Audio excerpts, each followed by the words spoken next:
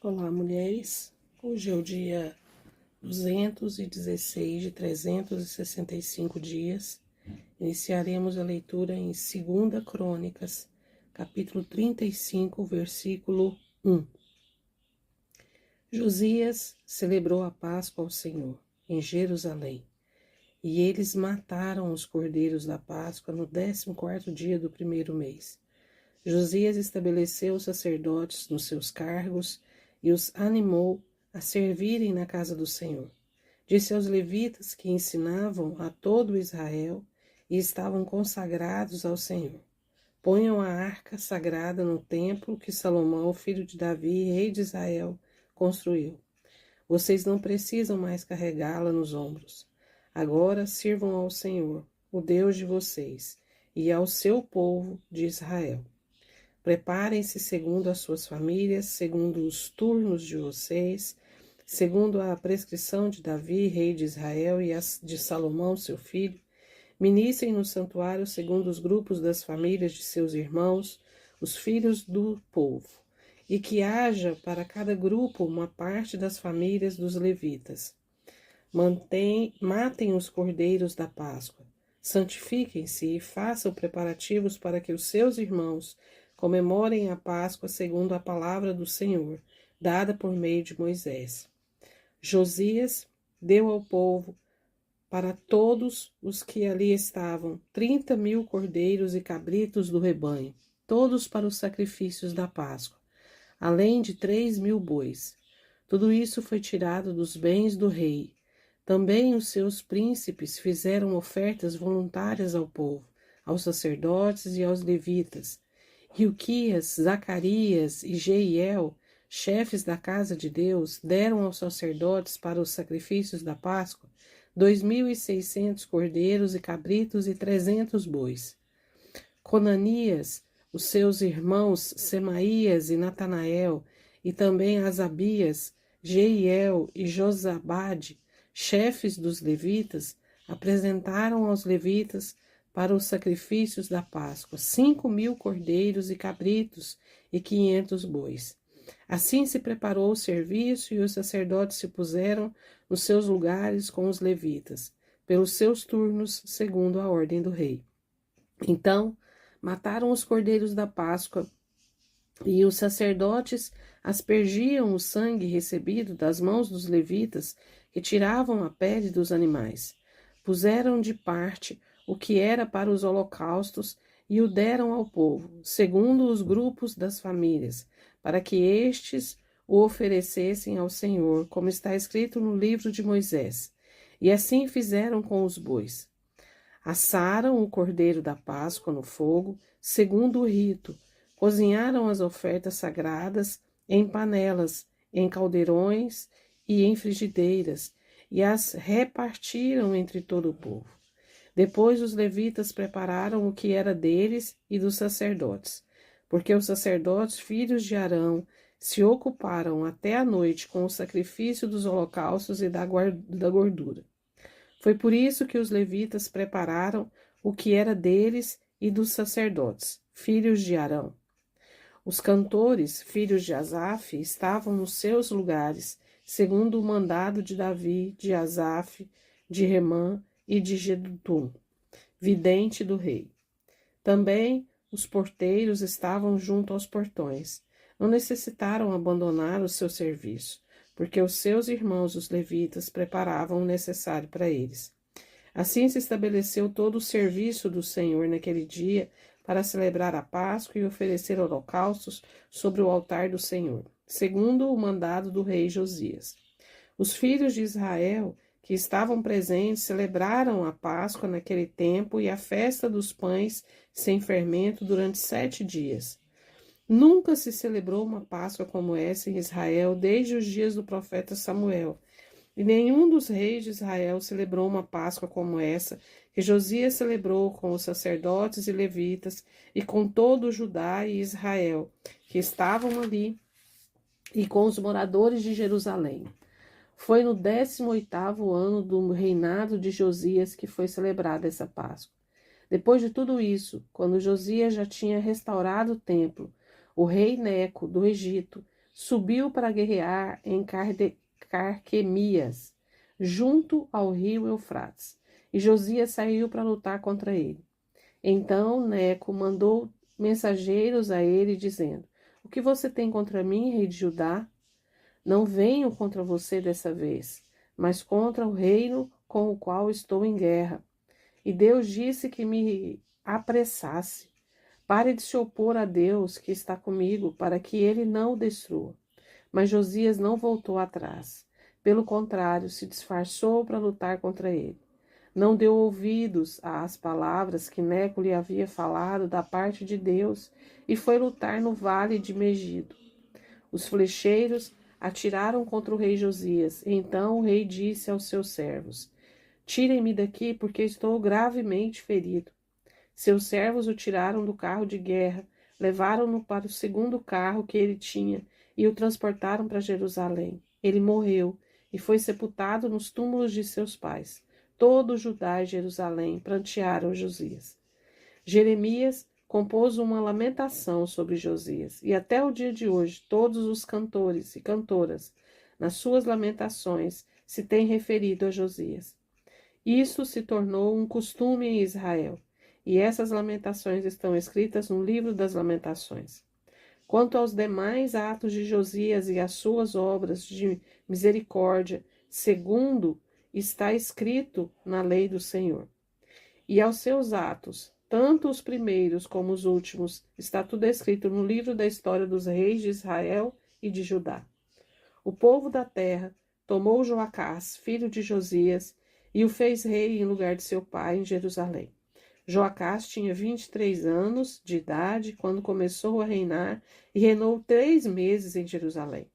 Porém, o rei do Egito o depôs em Jerusalém e impôs à terra um tributo de 3.400 quilos de prata e 34 quilos de ouro. O rei do Egito colocou Eliaquim, irmão de Joacás, como rei sobre Judá e Israel, sobre Judá e Jerusalém, e mudou o nome dele para Jeoaquim. Mas Neco levou Joacás, irmão de Eliaquim, para o Egito. Jeoaquim tinha 25 anos de idade quando começou a reinar, e reinou 11 anos em Jerusalém. Fez o que era mal aos olhos do Senhor, seu Deus. Nabucodonosor, rei da Babilônia, veio contra ele. Amarrou-o com correntes de bronze para levá-lo para a Babilônia. Nabucodonosor levou também alguns dos utensílios da casa do Senhor para a Babilônia, onde os colocou no seu templo. Quanto aos demais atos de Joaquim, as abominações que cometeu, e ao mais que se achou nele, está tudo escrito no livro da história dos reis de Israel e de Judá. E Joaquim, seu filho, reinou em seu lugar. Joaquim tinha 18 anos de idade quando começou a reinar e reinou 3 meses e 10 dias em Jerusalém. Joaquim fez o que era mal aos olhos do Senhor. Na primavera do ano, o rei Nabucodonosor mandou levá-lo para a Babilônia com os mais preciosos utensílios da casa do Senhor e constituiu Zedequias, irmão de Joaquim, rei sobre Judá e Jerusalém. Zedequias tinha 21 anos de idade quando começou a reinar e reinou 11 anos em Jerusalém. Zedequias fez o que era mal aos olhos do Senhor, seu Deus, e não se humilhou diante do profeta Jeremias, que falava da parte do Senhor.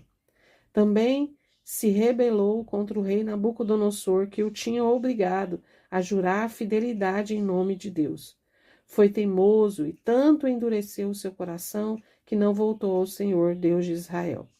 Também todos os chefes dos sacerdotes e o povo aumentavam mais e mais as suas transgressões, segundo todas as abominações dos gentios, e contaminaram o templo que o Senhor tinha santificado em Jerusalém. O Senhor, Deus de seus pais, sempre de novo falou-lhes por meio dos seus mensageiros, porque teve compaixão do seu povo e da sua própria morada. Mas eles zombaram dos mensageiros de Deus, desprezaram as palavras dele e debocharam dos seus profetas, até que a ira do Senhor veio sobre o seu povo, e não houve mais remédio. Por isso, o Senhor trouxe contra eles o rei dos caldeus, que matou seus jovens à espada, na casa do santuário deles. Não teve piedade nem dos jovens, nem das moças, nem dos adultos, nem dos velhos. Entregou todos na mão do rei dos caldeus. Todos os utensílios da casa de Deus, grandes e pequenos, os tesouros da casa do Senhor e os tesouros do rei e dos seus príncipes, tudo ele levou para a Babilônia. Os caldeus queimaram a casa de Deus e derrubaram a muralha de Jerusalém. Queimaram todos os seus palácios, destruindo também todos os seus objetos de valor. Os que escaparam da espada, a esses ele levou para a Babilônia, onde se tornaram escravos dele e de seus filhos até o tempo do reino da Pérsia. Isto aconteceu para que se cumprisse a palavra do Senhor por boca de Jeremias, até que a terra desfrutasse dos seus sábados. Durante todos os dias da sua desolação, a terra repousou, até que os 70 anos se cumpriram. No primeiro ano do reinado de Ciro, rei da Pérsia, para que se cumprisse a palavra do Senhor por boca de Jeremias, o Senhor despertou o espírito de Ciro, rei da Pérsia, que ordenou que se proclamasse em todo o reino e que se pusesse por escrito o seguinte: Assim diz Ciro, rei da Pérsia: O Senhor, Deus dos céus, me deu todos os reinos da terra e me encarregou de lhe edificar um templo em Jerusalém, que fica em Judá. Aquele dentre vocês que for do seu povo, que suba a Jerusalém, e o Senhor, seu Deus, esteja com ele. Leremos agora 1 Coríntios, capítulo 1, a partir do verso 1 até o verso 17. Paulo, chamado pela vontade de Deus para ser apóstolo de Cristo Jesus, e o irmão Sóstenes, à igreja de Deus que está em Corinto, aos santificados em Cristo Jesus, chamados para ser santos com todos os que em todos os lugares invocam o nome de nosso Senhor Jesus Cristo, Senhor deles e nosso. Que a graça e a paz de Deus, nosso Pai, e do Senhor Jesus Cristo estejam com vocês. Sempre dou graças ao meu Deus por vocês, por causa da graça de Deus que foi dada a vocês em Cristo Jesus. Porque em tudo vocês foram enriquecidos nele, em toda palavra e em todo conhecimento, assim como o testemunho de Cristo tem sido confirmado em vocês, de maneira que não lhes falte nenhum dom, enquanto aguardam a revelação de nosso Senhor Jesus Cristo. Ele também os confirmará até o fim, para que vocês sejam irrepreensíveis no dia de nosso Senhor Jesus Cristo. Fiel é Deus, pelo qual vocês foram chamados à comunhão de seu Filho Jesus Cristo, nosso Senhor.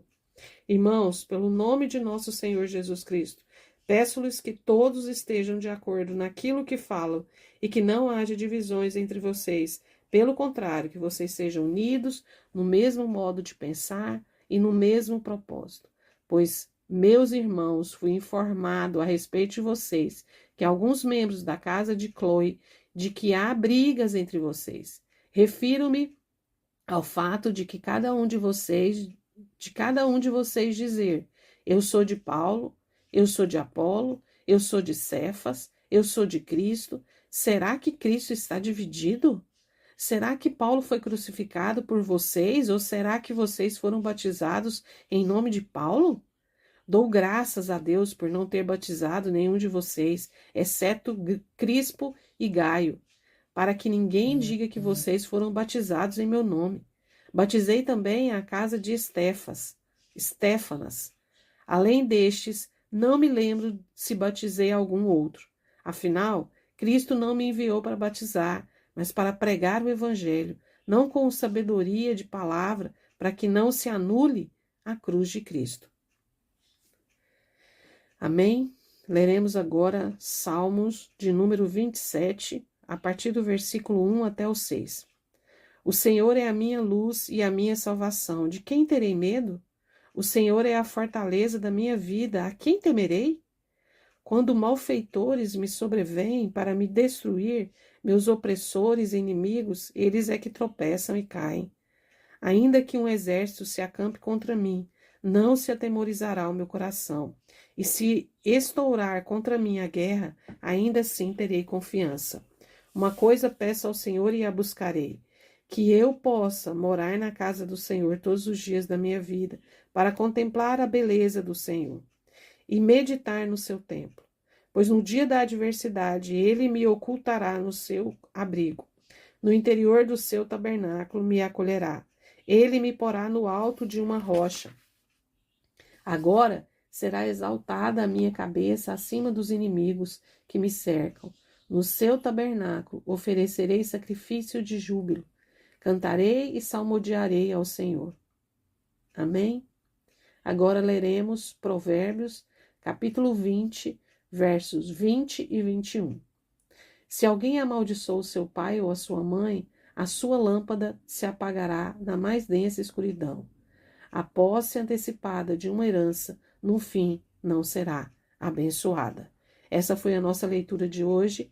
Espero que todos estejam aqui amanhã, nesse mesmo propósito de leitura. Deus abençoe.